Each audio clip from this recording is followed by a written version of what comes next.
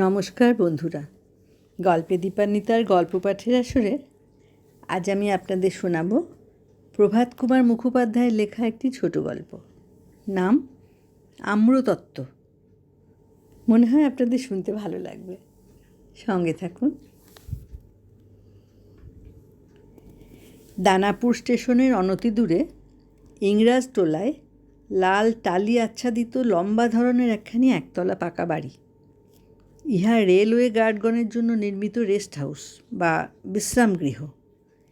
সারি সারি অনেকগুলি প্রকোষ্ঠ, সম্মুখে ও পশ্চাতে লম্বা টানা বারান্দা।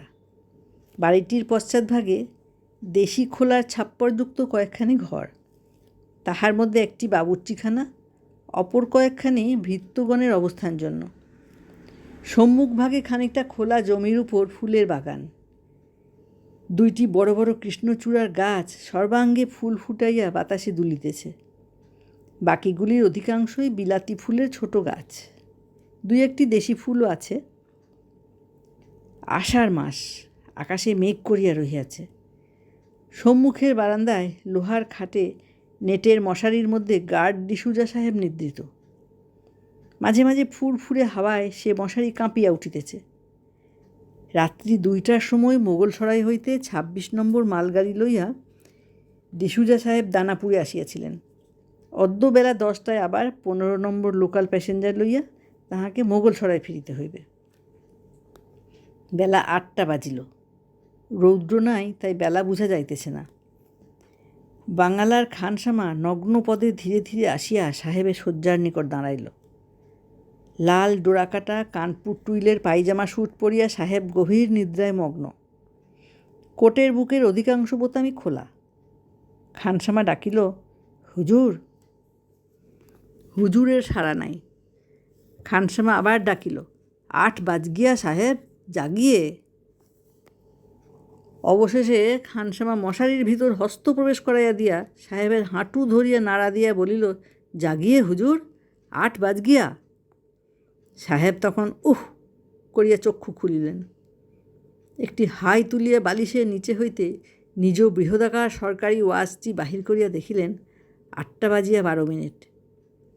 সাহেব বিছানায় উঠিয়া বসিয়া বলিলেন, গোসল ঠিক করো। ঠিক হয় হুজুর, বলিয়া খানসামা চলিয়া গেল। সাহেব শয্যা হইতে নামিয়া কক্ষ মধ্যে প্রবেশ করিয়া হুক হইতে ঝুলানো নিজ কোটের পকেট হইতে পাইপ, দেশালাই ও তামাকের পাউচ বাহির করিয়া লইলেন। ভিতরের বুক পকেটে একখানি চিঠি ছিল, তাহাও বাহির করিলেন। একখানি ইজি চেয়ারে বসিয়া পাইপ ধরাইয়া পত্রখানি খুলিয়া সাহেব পড়িতে লাগিলেন। পত্রখানি মুজফ্ফরপুর স্টেশন মাস্টারের কন্যা কুমারী বার্থা ক্যাম্বেল কর্তৃক লিখিত। বার্থার সহিত ডিসুজা সাহেব বিগত এপ্রিল মাস হইতে বিবাহপণে আবদ্ধ। অক্টোবর মাসে ডিসুজা সাহেবের 1 মাস ছুটি ডিউ হইবে। ছুটি হইলেই বিবাহ ও সিমলা শৈলে গিয়ে মধুচন্দ্র যাপন স্থির হইয়া আছে। পত্রখানি আজ 3 দিন হইতে সাহেবের পকেটে পকেটে ঘুরিতেছে। ফেরত ডাকে উত্তর দিবার জন্য অনুরোধ ছিল, তাহা হইয়া উঠে নাই। আজ উত্তর দিয়া পত্রখানি ডাকে ফেলিতেই হইবে। পাইপ শেষ করিয়া ক্ষৌরকার্য ও স্নানাদি অন্তে সাহেব যখন বাহির হইলেন তখন 9টা বাজিয়া গিয়াছে। মোকামা মোগলসরাই লোকালখানি ঠিক 9:30টার সময় দানাপুরে পৌঁছিবে। সেই সময় স্টেশনে উপস্থিত হইয়া ট্রেনের চার্জ বুঝিয়া লইতে হইবে। সুতরাং পত্র লেখার বাসনা পরিত্যাগ করিয়া সাহেব হাজারি আনিবার হুকুম করিলেন। পত্র লেখার সময় হইল না বলিয়া সাহেবের মনটা কিছুটা অপ্রসন্ন। তাহার মুখভাব হইতে স্পষ্টই ইহা বুঝা যাইতেছিল। খাদ্যদ্রব্যের প্রথম কিস্তি টেবিলে আসিল। 2খানি টোস্ট, মাখন ও চা। 2টি আন্ডা বাইল ছিল। সাহেব প্রথম ডিম্বটি ভাঙিয়া দেখিলেন পচা। তাহা সরাইয়া রাখিয়া দ্বিতীয়টি ভাঙিয়া মাখন ও টোস্ট সহযোগে ভক্ষণ করিতে করিতে জিজ্ঞাসা করিলেন, और का है? খানসামা উত্তর করিল, মটন চাপ হ্যায়, ঠান্ডা রোস হ্যায়, কারি ভাত হ্যায়। বলিতে বলিতে খানসামার সহকারী একটি ঢাকা পাত্রে মটন চাপ আনিয়া টেবিলে রাখিল। সাহেব 3-4খানি চপ প্লেটে তুলিয়া লইয়া ছুরি দিয়া কাটিয়া মুখে তুলিলেন। খানিক চর্বণ করিয়া বলিলেন, বহুত কড়া হ্যায়, মটন নেই হ্যায়। খানসামা বলিল, গোড মটন হ্যায় হুজুর, আসল মটন তো আজ মিলা নেই। সাহেব দ্বিতীয় একখানি চপ কাটিয়া চর্বণ করিবার বৃথা চেষ্টার পর রাগিয়া বলিলেন, ले जाओ, फेंक दो, कुत्ता को मत दो, उसका दांत टूट जाएगा। খানসামা প্লেট উঠাইয়া লইয়া সহকারীকে বলিল, রোস্ট লাও, কারি ভাত লাও জলদি। গত রাত্রে রোস্ট করা লেগ অব মটনের কিয়দংশ ছিল, তাহা হইতে টুকরা দুই কাটিয়া সাহেব ভক্ষণ করিলেন। ভালো লাগিল না। সাহেব তখন কারি ভাত চাহিলেন। মুরগির কারি, পাত্র হইতে হু হু করিয়া ধোঁয়া উঠিতেছে। প্লেটে লইয়া মুখে দিয়া দেখিলেন চর্বণ করা তাহার কর্ম নয়। সাহেব গর্জন করিয়া উঠিলেন, কাউয়া, ইয়ে কা হ্যায়? ইউ ড্যাম উল্লু কা বাচ্চা, হাম তোমার উপর রিপোর্ট কর দেঙ্গে, সি ইফ আই ডোন্ট। বলিয়া কাঁটা চামচ ফেলিয়া সাহেব উঠিয়া পড়িলেন। ঘড়ি দেখিলেন 9টা বাজিয়া 27 মিনিট। হ্যাট লইয়া বাহির হইয়া দ্রুত পদে স্টেশন অভিমুখে অগ্রসর হইলেন। যথাসময়ে ট্রেন দানাপুর ছাড়িল। খাঁড় 5-6 আরোহী গাড়ি, বাকি সমস্তই মাল বোঝাই ওয়াগন। প্রত্যেক স্টেশনে দাঁড়াইয়া দাঁড়াইয়া সন্ধ্যা নাগাদ গাড়ি মুঘলসরায় পৌঁছিবে। গোটা 2-3 স্টেশন পার হইলে ডিসুজা ক্ষুধার তাড়নায় ব্যতিব্যস্ত হইয়া উঠিল। ট্রেনের চার্জ লইবার সময় সে দেখিয়াছিল ব্রেক ভ্যানে মেঝে হইতে গাড়ির ছাদ পর্যন্ত আমের ঝুড়ি বোঝাই করা আছে। এ সময় দ্বারভাঙা অঞ্চল হইতে বিস্তর আম চারিদিকে চালান যাইয়া থাকে। সাহেব ভাবিল গোটা কতক আম বাহির করিয়া ততক্ষণ খাওয়া যাওক। এই ভাবিয়া সাহেব ব্রেক ভ্যানের দ্বার খুলিল। পক্ক ফলের লোভনীয় সুমিষ্ট গন্ধ ক্ষুধার্তের নাসারন্ধ্রে প্রবেশ করিল। সামনেই একটা বৃহৎ ঝুড়ি, মুখটার উপর আচ্ছাদন খণ্ড দড়ি দিয়া সেলাই করা। সেলাইয়ের ফাঁক দিয়া কালো কালো আম পাতা উঁকি দিতেছে। ডিসুজা পকেট হইতে ছুরি বাহির করিয়া সেলাই কাটিয়া ভিতরে হাত ভরিয়া দিল। প্রথমটা কেবল পাতা। আরও নিম্নে হাত ঢুকাইয়া ডিসুজা একটি আম বাহির করিল। দেখিল বৃহদাকার উৎকৃষ্ট ল্যাংড়া। আরও একটা আম বাহির করিয়া ব্রেক ভ্যানের দ্বার বন্ধ করিয়া সস্থানে আসিয়া বাক্স হইতে একখানি প্লেট বাহির করিল। সাহেব আম দুটিকে সরাইয়ের জলে উত্তম রূপে ধৌত করিল। তাহার পর সে দুটি কাটিয়া পরম পরিতৃপ্তির সহিত ভোজন আরম্ভ করিল। ভোজন অর্ধ শেষ হইতেই গাড়ি আসিয়া কৈলোয়ার স্টেশনে দাঁড়াইল। স্টেশন মাস্টার রামতারণ মিত্র ধুতির উপর ছেঁড়া চাপকান পরিয়া গাড়ি পাস করিতে আসিয়াছিলেন। ব্রেক ভ্যানে আসিয়া বলিলেন, গুড মর্নিং মিস্টার ডিসুজা, কিছু পার্সেল টার্সেল নামবে নাকি? সাহেব আম খাইতে খাইতে বলিল, কুছু না। বাহ, বেশ আম তো, খাসা গন্ধ বেরিয়েছে, পার্সেলের আম বুঝি? সাহেব শিরশ্চালনা করিয়া বলিল, খাইবে? দাও না সাহেব। বলিতে বলিতে রামতারণবাবু ব্রেক ভ্যানে উঠিলেন। সাহেব বলিলেন, দরজা খোলো, ওই সামনের বাস্কেট হইতে 2টা লও। রামতারণবাবু ঝুড়ির আবরণ চারা দিয়া তুলিয়া ধরিয়া এ পকেটে 2টা, ও পকেটে 2টা এবং হাতে 2টা আম লইয়া বাহির হইলেন। সাহেব বলিল, পান আছে? আছে বই কি বলিয়া বাবু পকেট হইতে ডিবা বাহির করিয়া 2টি পান সাহেবের ভ্যানবুক নামক বহিখানির উপর রাখিয়া দিলেন। নামিয়া ঘণ্টা দিতে বলিলেন। গাড়ি ছাড়িল। সাহেব হাত ধুইয়া ড্রাইভারকে সবুজ ঝান্ডা দেখাইয়া পান 2টি খাইতে যাইতেছিল। এমন সময় তাহার মনে হইল ক্ষুধা এখনও ভাঙে নাই, আর গোটা 2 আম খাইলে মন্দ হইত না। যেমন ভাবনা কার্যও সেইরূপ। আহার আনতে মুখ হাত ধুইয়া পান খাইতে খাইতে গাড়ি আড়া স্টেশনে আসিয়া দাঁড়াইল। আড়া অপেক্ষাকৃত বড় স্টেশন। স্টেশন মাস্টার গাড়ি পাস করিতে আসেন নাই, আসিয়াছেন জেনারেল অ্যাসিস্ট্যান্ট। বাবুটির বয়স হইয়াছে, চোখে রূপার ফ্রেমযুক্ত চশমা। ব্রেক ভ্যানে উঠিয়া বলিলেন, hello mister D'Souza, mango smelling beautiful. সাহেব হাসিয়া বলিলেন, ফাইন ল্যাংড়াজ, খাইবে? দাও না সাহেব গোটা কতক। ডিসুজা সেই ঝুড়ি হইতে গোটা 4 আম বাহির করিয়া বাবুটিকে দিল। ব্রেক ভ্যান বন্ধ করিয়া স্টেশনের আপিসে গেল।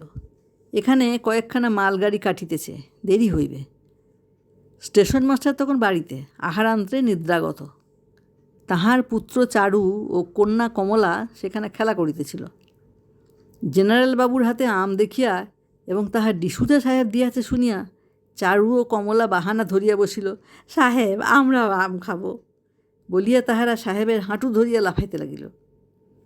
সাহেব বলিল, আচ্ছা তুমিরা আমার জন্যে পান লইয়া আসে, আমি আম দিবে।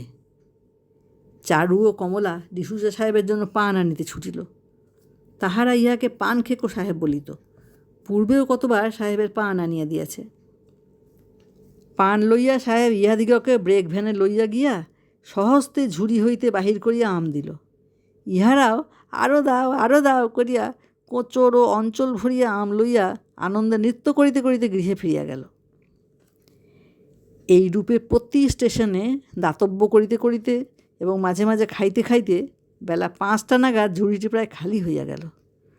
সকল ডিহার স্টেশন মাস্টারকে ঝুড়ির ইতিহাস বলিতে বলিতে 2টি আম দিবার সময় ডিসুজা দেখিল বড়জোর আর গুটি 15-16 আম নিম্নে পড়িয়া আছে।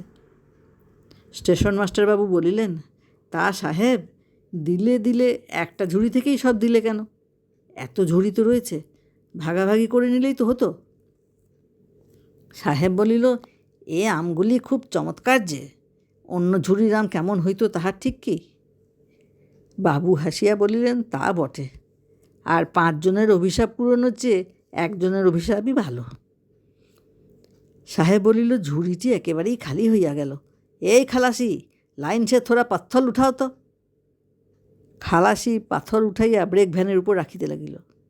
অনেকগুলা জমিলে সাহেবের আদেশ অনুসারে খালাসি উঠিয়া আমের ঝুড়ি হইতে আমগুলো বাহির করিয়া পাথর ভরিয়া তাহার উপরে আম পাতা চাপাইয়া দিল। গাড়ি ছাড়িলে সাহেব সহস্তে ঝুড়ির মুখ আবার সেলাই করিয়া দিল। গুণ ছুঁচ দড়ি প্রভৃতি এইরূপ কুকার্যের জন্য গার্ড সাহেবদের বাক্সেই মজুদ থাকে। সন্ধ্যার পূর্বেই ট্রেন মোগলসরায় পৌঁছিল। কাজকর্ম সারিয়া বাড়ি যাইবার পূর্বে ডিসুজা কেলনারের হোটেলে গিয়া 1 পেয়ালা চা হুকুম করিয়া রুটিতে মাখন মাখাইয়া খাইতে আরম্ভ করিয়া দিল। চা পানান্তে বাহির হইয়া বাড়ি যাইতেছিল। পথে রেলওয়ে ইনস্টিটিউটের কাছে 2 জন বন্ধু তাহাকে গ্রেপ্তার করিল। বলিল, চলো 1 হাত পোকরা খেলা যাও। ইনস্টিটিউটে পানীয় মেলে, তাহার নগদ দামও দিতে হয় না। ডিসুজা সহজেই সম্মত হইল। 2 বাজি পোকর খেলিতে ও কয়েক পাত্র হুইস্কি পান করিতে রাত্রি 8:30 বাজিয়া গেল। ডিসুজা তখন বলিল, বাড়ি যাই, আমার ক্ষুধা পাইয়াছে। বাড়িতে কেবল ডিসুজার বৃদ্ধ মাতা আছেন। বাংলায় পৌঁছিয়া ডিসুজা দেখিল তাহার মাতা রাগিয়া আগুন হইয়া বসিয়া আছেন। মেঝের উপরে আমের একটি ঝুড়ি, আশেপাশে আম পাতা ছড়ানো, এক স্থানে গুটি 15-16 আম এবং 1 বোঝা পাথরের টুকরা। মত্ততার অবস্থায় ডিসুজা ব্যাপারটা ঠিক বুঝিতে পারিল না। মিসেস ডিসুজা বলিলেন, এই যে জন, কোন ট্রেনে ফিরলে? ডিসুজা সে কথার উত্তর না দিয়া বলিল, এ বাস্কেট কোথা হইতে আসিল? মুজফ্ফরপুর হইতে। আজ দ্বীপ্রহরে তোমার হবু শ্বশুরের পত্র পাইলাম।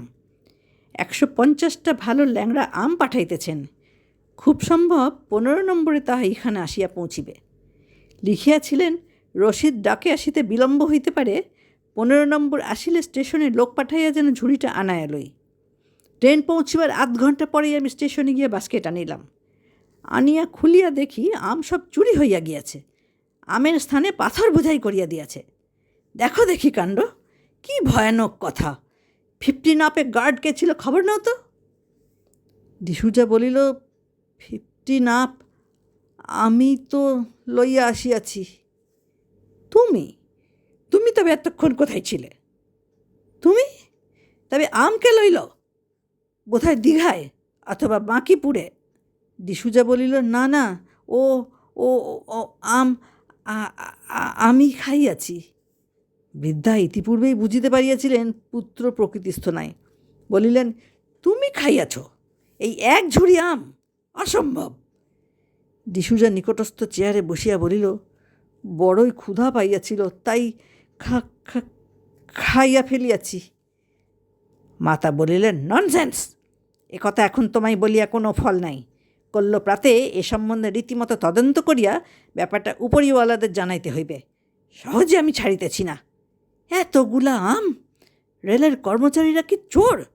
কি পাষণ্ড! ছি ছি ছি!